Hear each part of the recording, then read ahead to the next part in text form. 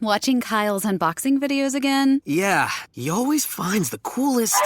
No way! A robot dog? Gotta ask where he got it. Or use your Samsung Galaxy S24 Ultra. Just draw a circle around the dog on your screen, and it shows you where to buy it right in the app. Whoa, I just learned a new trick. And that for once, I beat Kyle to the next big thing. Circle it, find it with the new Galaxy S24 Ultra and circle the search with Google. Get yours now at Samsung.com. Internet connection required. Results may vary based on visuals. Let me give you a big Labor Day surprise. Most people think if we all exercise the same and eat the same, we'd all look the same. And let me tell you why that's wrong. Your body is unique and your metabolism is unique. I'm Lacey Green and I'm a super trainer at Body. That's BODI.com. And you can't see me, but I don't look like your average personal trainer. I'm curvy and I'm proud of it. So I created a program for beginners only on the Body app to show people like us how to get incredible results and be our version of happy and healthy. This isn't just workout videos. It's people like you and me. It's community. It's incredible trainers. It's easy to follow nutrition and mindset experts to help you reduce stress and just feel better. And you can get started with my new program called For Beginners Only. Now, here's the big surprise. If you go to body.com right now, that's BODI.com, not only can you get everything Body has to offer at 50% off with an annual membership, you'll also get an additional 20% off, but only during Labor Day weekend. Let's do this together. Go to body.com. That's body with an I.com.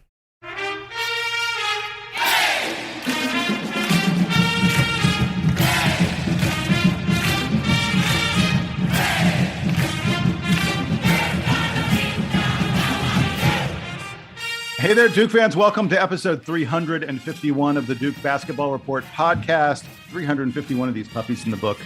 Pretty impressive, if you ask me. In any event, we are here with a special episode today to talk to an incoming Duke recruit, a really big deal recruit. This kid's ranked in everybody's top 10, and he was a trendsetter. This is Jon Scheyer's first official recruit as the head coach of the Duke Blue Devils. But before we get to him, we have to do introductions for us. As usual, you should know by now, I'm your host this week. My name is Jason Evans, coming to you from Hotlanta, where the weather is slowly turning cold and where my Braves are up 1-0 on the Houston Astros in the World Series. So very excited about that, but not as excited as I am about Duke basketball. Joining me, as always, Donald Wine and Sam Klein, coming to you from their home bases in Washington and Boston. Guys, say hi very quickly. Donald, you go first. Hi, very quickly.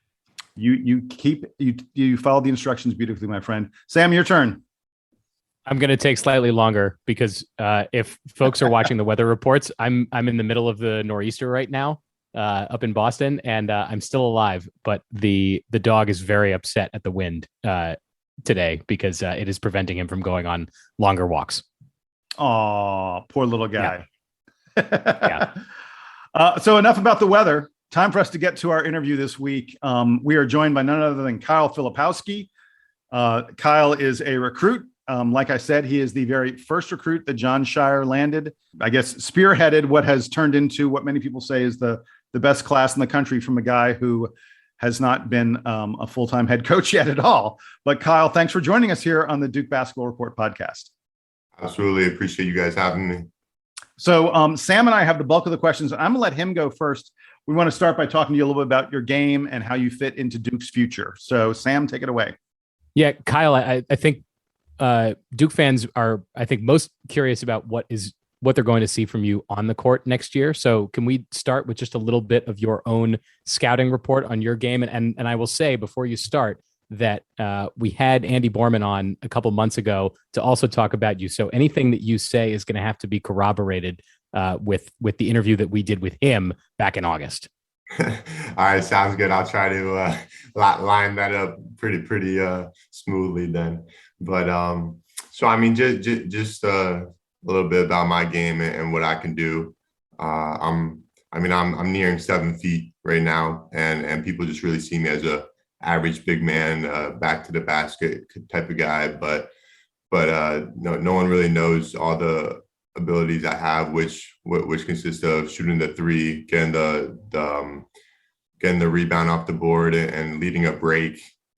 I think something that's also very undervalued of mine is my IQ and passing ability, along with just handling the ball around the perimeter, guarding positions 1 through 5. I can really be that like stretch big type of player. and do whatever the coach asks me to do. So I think that's one thing I'm going to surprise Duke fans next year.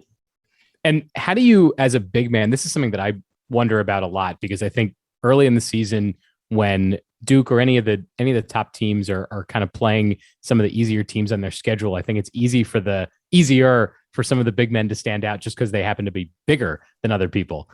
So assuming that that's the case with a lot of the games that you're maybe playing in, where you're often the largest guy and perhaps by a significant margin, how do you develop some of these skills that would be considered more like guard or perimeter type skills?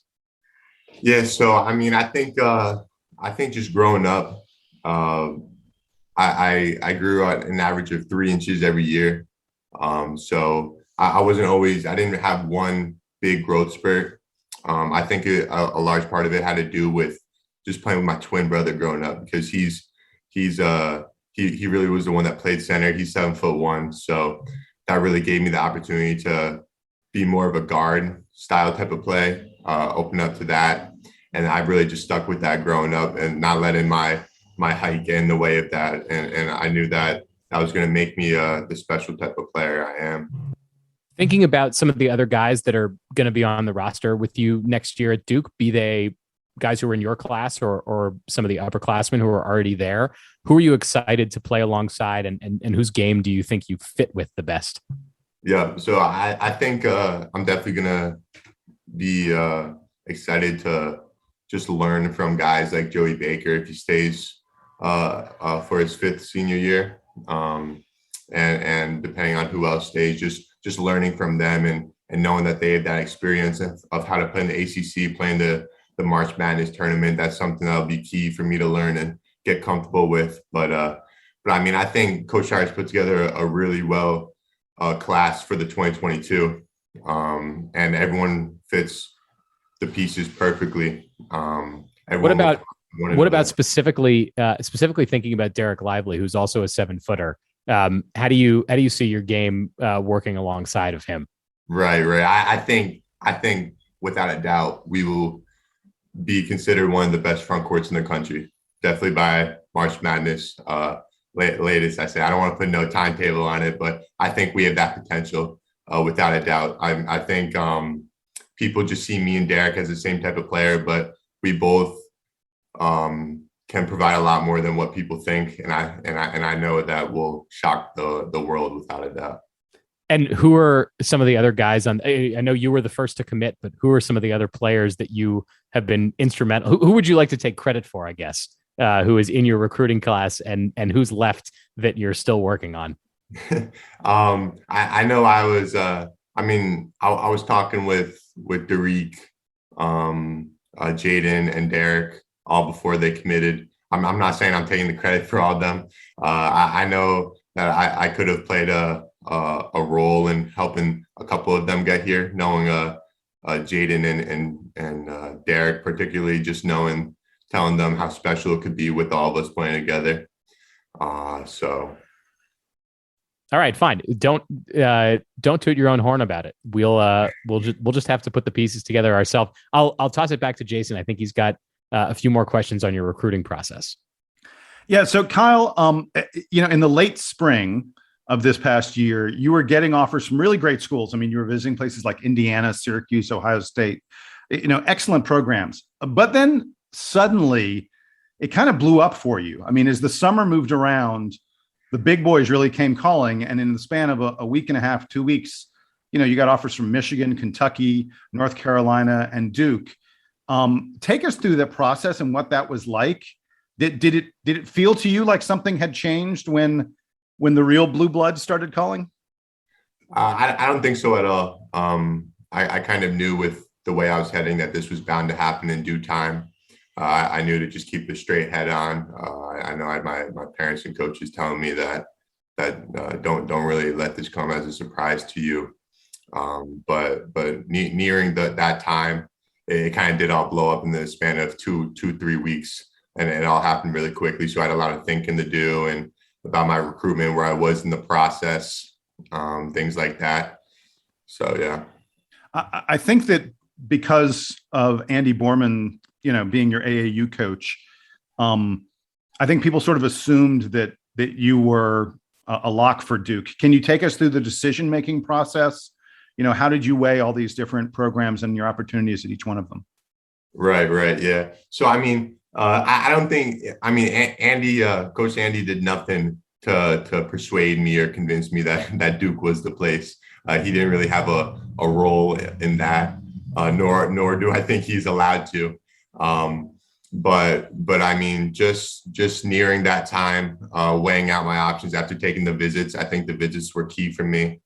And once I took that Duke one, I kind of just thought, no one could really beat them out at that point any longer, even if I were to take visits to some other schools like Kentucky or Michigan. So talk about your relationship then with Jon Scheyer.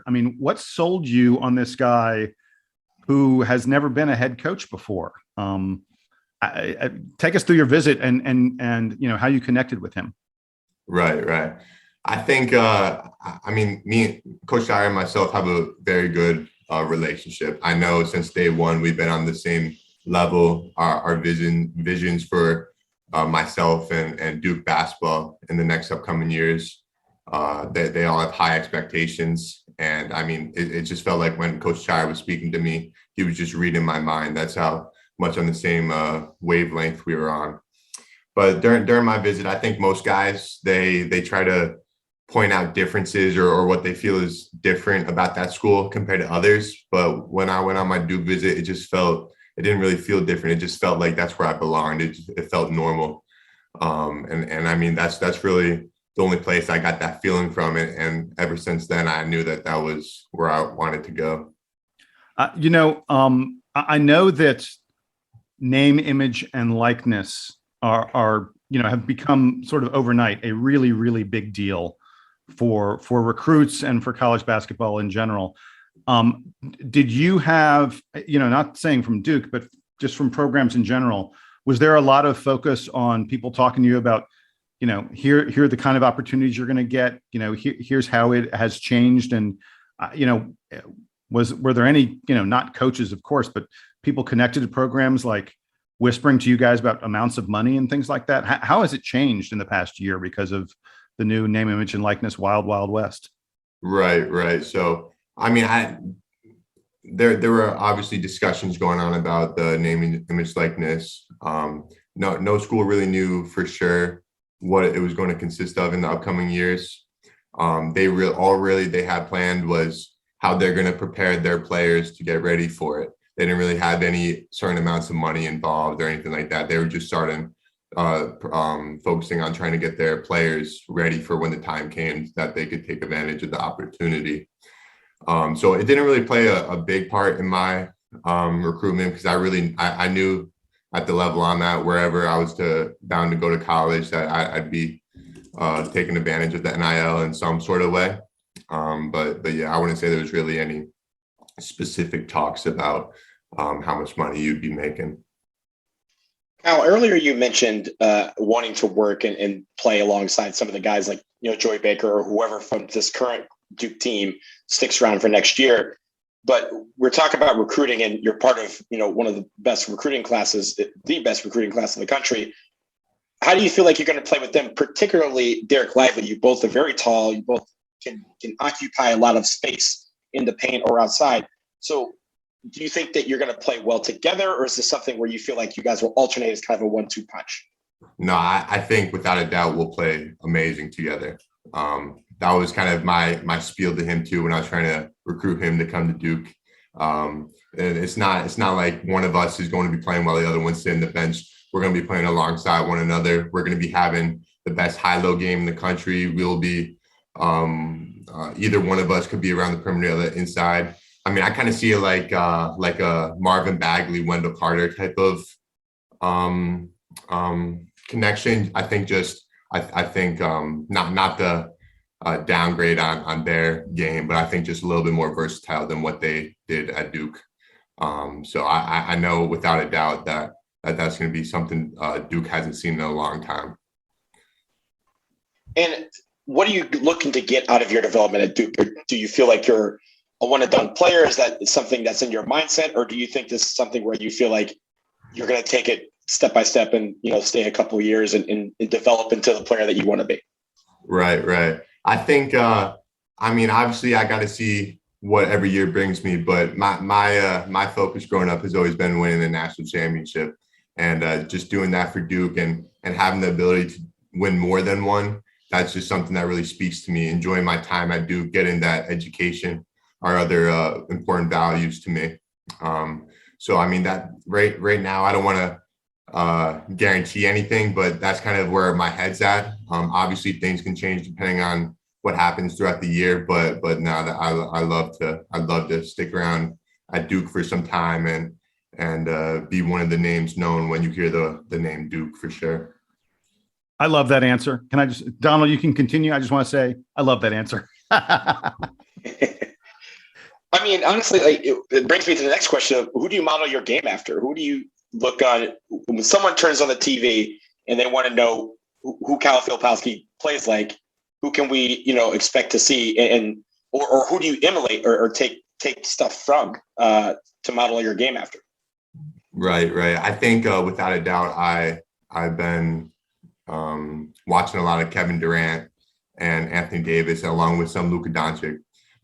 Just with KD, how he gets the rebound off the glass and takes it up the court, coast to coast, or starts the break, something like that. That's something I know with just the length we both have and the ability to shoot over defenders. That's something I've been working on with my game, where Anthony Davis has been becoming more like that with getting the rebound, pushing the break, just playing around the perimeter more, having that three and being able to go inside as well. And then along with a little bit of Luka with his European style, just how he sees the court, he reads the defenders, and how he just reacts to what the defense is giving him, where he can make the smart play. So, Kyle, we're about to wrap it up, but I wanted to ask you about one more thing. I got more of a chance than usual to see your game because you played in the 3x3, the 3-on-3 under 18 World Championships this summer in Hungary. And I watched all those games. I was surprised. I thought at first it wasn't going to be that interesting, but I really enjoyed it. You got to play with some really great players. Keontae George is like a top 5 recruit. Eric Daly and Grady Dick, Grady Dick's going to Kansas.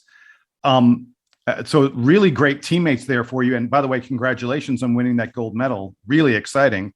But I wanted to ask you, you're unusual for a 3-on-3 player because of your size. Most 3-on-3 players tend to be, sort of mid-sized guys who can go in the post, but they're mostly operating on the perimeter. Was that difficult for you? When I was watching the games, you were clearly standing out as the biggest guy on the floor. Right. Yeah, I don't think it was a challenge for me at all. I think because of the style I play, I fit perfectly into the 3-on-3 style. Just being kind of that big guard in a sense. So I didn't have issues guarding a guy smaller than me around the perimeter. So I know my teammates didn't really have to worry about being in help defense all the time with me because I could hold my own guard in those positions. And I know also that just with my ability to play around the perimeter, shoot the three, have that as a threat, be able to handle the ball, attack the rim, I can do all of that along with just posting up and taking advantage of the mismatch. And you were the second leading scorer on that team, but I don't recall you taking a lot of threes. Do you think, I know everyone says you're capable of being a 3-point shooter. Do you feel like you focus more on the inside, or are you going to, especially at Duke, are you going to be drifting outside some? Right. I don't think the 3-on-3 tournament was a perfect example of how I play my game, especially since we were playing outside the whole time and how weather could affect your jump shot. And I knew that if I just had the advantage with the mid-range and close range game, then I'd take advantage of that.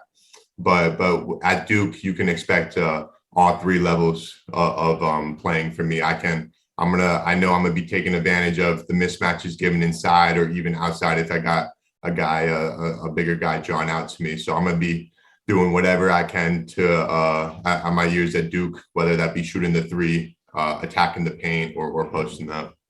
And the last thing I wanted to ask about the 3-on-3. So you guys were in Hungary. You weren't in Budapest. You were in the second biggest city in Hungary. What was it like, by the way? I'm sure you've probably never been to Hungary before. Any good stories about the Hungary nightlife? Yeah, that was my first time leaving the country and being in Europe. We didn't really get to go out and see much because we were trying to be safe and stay in a bubble. So we wouldn't get disqualified if we got COVID. But I mean, we were still able to see the nightlife a little bit and enjoy the atmosphere. And I mean, it was just cool to experience and get a different feel of other cultures and how they go about what their living is like. So, Kyle, 3x3 and regular 5-on-5 basketball, similar but has a little bit of differences. Did you like it? Is this something 2024 is around the corner? Is this something that you want to pursue to try and make Olympic team, whether it be 2024 or even in 2028 when it's here in LA? Correct. Yeah, I mean, playing. I know. I have an opportunity to play for the U19 Junior National Team USA this upcoming year. So I'm going to get more of a feel for, I mean, obviously it's 5-on-5, but playing for USA 5-on-5. But I mean, either or, having the opportunity to represent my country, play 3-on-3 or 5-on-5, it doesn't matter to me. I feel comfortable in either situation. And just being able to wear those 3 letters across my chest, that's something I definitely want to do in the Olympics one day, either in 2024 or 2028, something like that. Well, Kyle, thank you so much. We really appreciate it. Before you go, I want to ask you, have you heard anything about the current Duke team? I'm sure you're watching, they're about to start their season fairly soon. Give us a little intel. What are you hearing from your sources about how this team's shaping up for this year? I mean, all I'm going to say is just expect a big year out of the guys. I know they want to have Coach K go out on a big bang. They want to do it for him, but they also want to do it for themselves too, because I know they're coming off of a less good COVID year. So they still have something to prove for sure, without a doubt. And I mean, I know that they're hungry. They're driven to go out and on day one, just to show everyone what they're made of. Cause I mean, they have stuff to prove still with this year. So I mean, I expect big things out of them. I don't think you should ever not expect big things out of them, because they're just a great group of guys. They're all, the chemistry is there. They all love being around one another. So it's going to be a lot of fun for them, I know. Okay. I love it, Kyle. That's a good answer. Kyle Filipowski, thanks again for joining us on the Duke Basketball Report podcast. We are about to start the regular season, but we're really excited for next year when you and the rest of the great recruits are going to be coming in. And we hope to talk to you soon, man. Thanks a lot. Absolutely. Appreciate it.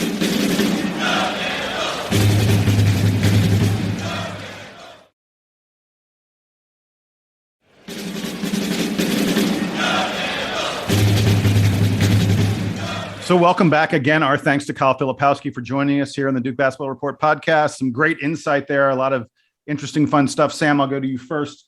What was your favorite takeaway? What would you like best about chatting with Kyle Filipowski? He overall seems like a great dude. Exactly the kind of person that Andy Borman previewed for us. And I appreciated how humble he was about not being instrumental in getting the other recruits on board, because clearly, if you just look at the results here, he's had some kind of effect, because he was the first in a very quick wave of Jon Scheyer getting all of these commitments. So it seems like he's going to be sort of instrumental to that. And he also backed up another thing that Andy Borman had told us about him, which is that he wants to stick around and he wants to develop and he wants to win a championship. All that stuff is hopefully ahead for him, and he reaffirmed it. Now, how much can we believe any of that? From someone who's this young and impressionable, and he's going to show up on campus next year, and if there are enough coast to coast thunder dunks, he's gone. But if that doesn't happen, or if he decides that he does want to stick around, it sounds like he's got the right mindset for that. Yeah, he's at least considering it. I really like the fact that he said he wants to build a legacy, and he wants, when people think of Duke basketball, that they think of him. Among many, many, many other names. And I loved Donald. I loved it when you asked the question about him and Dereck Lively, and he said, well, kind of like Wendell Carter and Marvin Bagley. I'll take that. Right, Donald? I will take that all the time. Right. And I liked his answer, just not that, but also just how he models his game, who he's been studying. You talk about Kevin Durant, Anthony Davis, and Luka Doncic. Those are 3 really good players, but also each of them have their own little thing that you can take from and kind of model a game after. So that's really good for him to do that. And also, Jason, I really love that you switched to the 3x3 or 3x3, whatever they want to call it, because as I said, that's a little different than regular 5-on-5 basketball. You can't just have some dude 7'6", 300 pounds come in and dominate in 3x3. So for him to be doing that, that shows a lot of versatility to me. So I'm really looking forward to seeing what he learns from that and translates to the court on the 5v5 level and the college level. Yeah, and related to that, I love the fact that he's to me, it's very clear this guy does not consider himself a post player. He's 7 feet tall, and he thinks of himself as more like a guard. He talked about his ball handling, talked about his court vision and his intelligence, talked about his ability to go outside and shoot the three. This is not someone who's going to be in the post and doesn't want to be, and his skill set doesn't fit that. And that's really exciting, because that's the way basketball is growing and maturing and changing. And when you have a guy who has the size to be around the basket, but the skills to be on the perimeter, those players are special. And looks like we got one in Kyle Filipowski, so it's really great.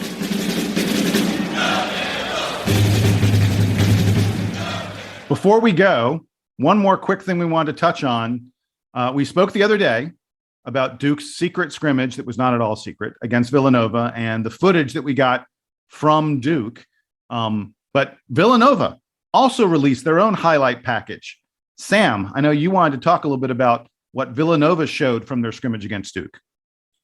Well, and we said that we wish that this footage had been out when we first recorded, because I would like to see the flip side of all the Duke highlights, which is now I think it's about 45 seconds of Villanova highlights. And folks, I am sorry to report that the defense is not up to the same speed as the offense, because Duke apparently is just giving up easy open shots all over the court so far. Now, to be totally fair about it, I can absolutely understand where a lot of these Duke players, especially a team that is going to be so reliant on freshmen and sophomores, is taking a bit more time to come together on defense. I'm not worried about it, but it was interesting to see, and I encourage Duke fans, if you want to, get a bit more sober look at the team, go watch the Villanova highlights and see where the defensive breakdowns are happening. And you don't have to freak out about it, but it's interesting nonetheless. I actually thought first of all, full credit to Villanova. There are a couple times they showed some great ball movement to get open shots. But in a lot of the videos, especially of the Villanova guys sort of driving to the basket and such, the Duke players aren't just playing matador defense. I actually thought the defense. No, they're bodying them up. Yeah, I thought the defense looked fairly good at times, and showed me that of course, look, I didn't expect Duke to beat Villanova 80-0. So Nova's going to score some, and so I'm not even moderately concerned that Villanova put out this video, because again, I thought Duke's defense, especially at times, looked pretty solid in those videos. I also think some people on the boards have pointed this out. It looked like both teams were trying.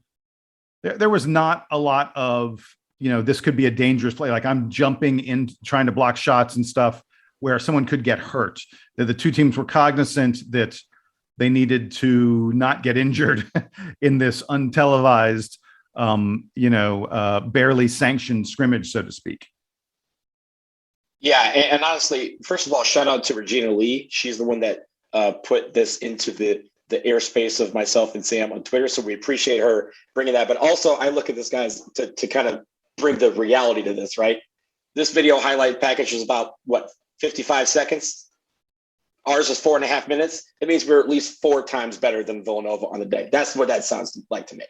There you go. I'm not going to fight with that. I think that's absolutely accurate. So that's going to do it for us here on episode 351 of the Duke Basketball Report podcast. Again, thanks to Kyle Filipowski for joining us and letting us chat with him a little bit about the future of the Duke Blue Devils. Speaking of the future, we got an exhibition coming up this weekend. We're going to be bringing you a preview of our exhibition opponent very, very, very soon. And then like a week later, guys, we're like less than 2 weeks from the start of the college basketball season. It will be here. It will be upon us. Kentucky and Duke at 9:30 p.m. It's going to be a huge, huge deal. We here at the Duke Basketball Report podcast are going to bring you all the coverage before, after, during, you name it. We got it. So for Donald and Sam, I am Jason. Thanks again for listening. Make sure you write to us, DBR Podcast at gmail.com, DBR Podcast at gmail.com. Like and subscribe. If you don't subscribe, you may miss an episode. Like, we're going to be doing the preview episode for the exhibition coming up really soon. If you're not subscribed, you might miss it. Or worse than that, you might miss this episode. Although if you're listening to me now, how could you miss the episode? I don't know. I'm not sure what I'm even saying at this point. But like and subscribe, because that's the only way that you can really connect with us. Or, well, that and email. Anyway, I'm Jason. They're Donald and Sam. They're looking at me funny because I'm totally not. Jason, are you okay? Yeah, I'm riffing and I don't know where I'm going, man. He's riffing. He's riffing on the outro. We do this every time. Yeah, I know. I don't know what happened to me. It's just not happening. But I got to end it somehow. So Duke fans, play us out. Take us home. Thanks for listening. We'll be back at you very, very soon. Adios.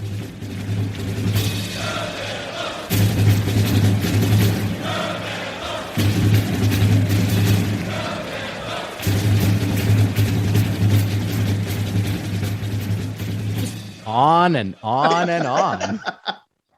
I realized that I wanted to get the whole like and subscribe thing. And then as I'm talking, it's like, I don't know. It just keeps on happening. Keeps going. It doesn't never stop. Juice for flow it. Never stops. That's all right.